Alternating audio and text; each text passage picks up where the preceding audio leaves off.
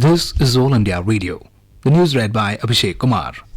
At least 35 people have been killed and 17 injured in a bus accident in Kishtwar district of Jammu and Kashmir. The accident occurred this morning when a minibus rolled down a hilly road and fell into a deep gorge. The vehicle was on its way to Kishtwar from Keshavan when it skidded off the road near Sirgwadi. Rescue operation is on. Deputy Commissioner Kishtwar Angrez Singh Rana said 11 critically injured people are being airlifted to Government Medical College, Jammu.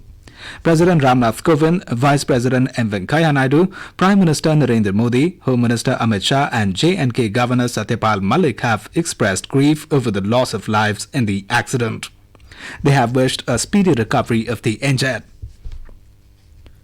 Prime Minister Narendra Modi today said Digital India has empowered people significantly, reduced corruption and improved public service delivery to benefit the poor.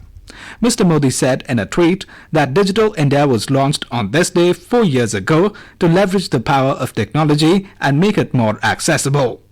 He said the Digital India initiative is a people's movement powered by people's strength and their efforts to learn as well as innovate. The Prime Minister saluted all those assiduously working to strengthen Digital India. Electronics and IT Minister Ravi Shankar Prasad said Digital India must become a national movement. Addressing an event in New Delhi, Mr. Prasad said the initiative has brought several social changes and lives of ordinary citizens have been changed.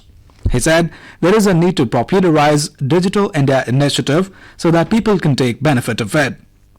In a tweet, Information and Broadcasting Minister Prakash Javadekar urged students to play a role in promoting digital literacy. He said this will bring in transparency.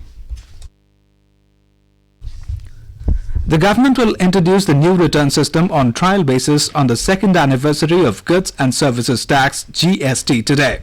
It will come into force from 1st October this year on a mandatory basis. The Finance Ministry has also proposed Sahaj and Sugam returns for the current fiscal with the objective of increasing the ease of doing business for small taxpayers. GST was launched on 1st July 2017 from the Central Hall of the Parliament. Vice President M. Venkaiah Naidu today said implementation of GST has put India in the line of international tax standards and improved ease of doing business.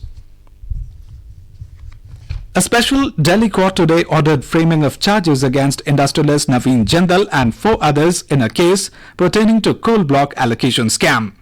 Special Judge Bharat Parashar ordered framing of charges under sections 420 and 120B of the Indian Penal Code against Jindal and the others. Besides Jindal, the charges have been framed against Jindal Steel and Power Limited's former director Sushil Maru, former Deputy Managing Director Anand Goyal, Chief Executive Officer Vikrant Gujral and the company's authorized signatory D.N. Abrol. The court was hearing a matter pertaining to the allocation of the Urtan North coal block in Madhya Pradesh. It has now put up the matter for 25th of this month for formally framing the charges against the accused. Jal Shakti Abhiyan is being launched across the country from today to accelerate water harvesting and conservation measures. The scheme is aimed at making water conservation and promotion of irrigation efficiency a mass movement through asset creation and communication campaigns. Jal Shakti Minister Gajendra Singh Shekhawat will launch the scheme from New Delhi.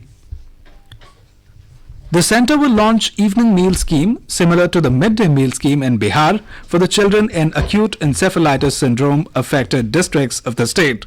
Union Minister of State for Health and Family Welfare Ashwini Kumar Chaubey was talking to media persons after reviewing the encephalitis situation with medical experts in Patna. He issued instructions for providing adequate glucose and ORS packets in the affected areas.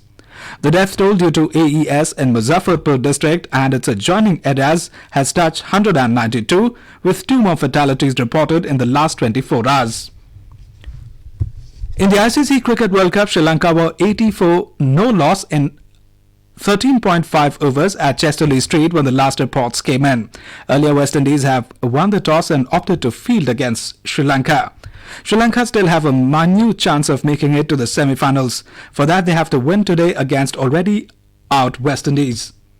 And that is the end of this news bulletin.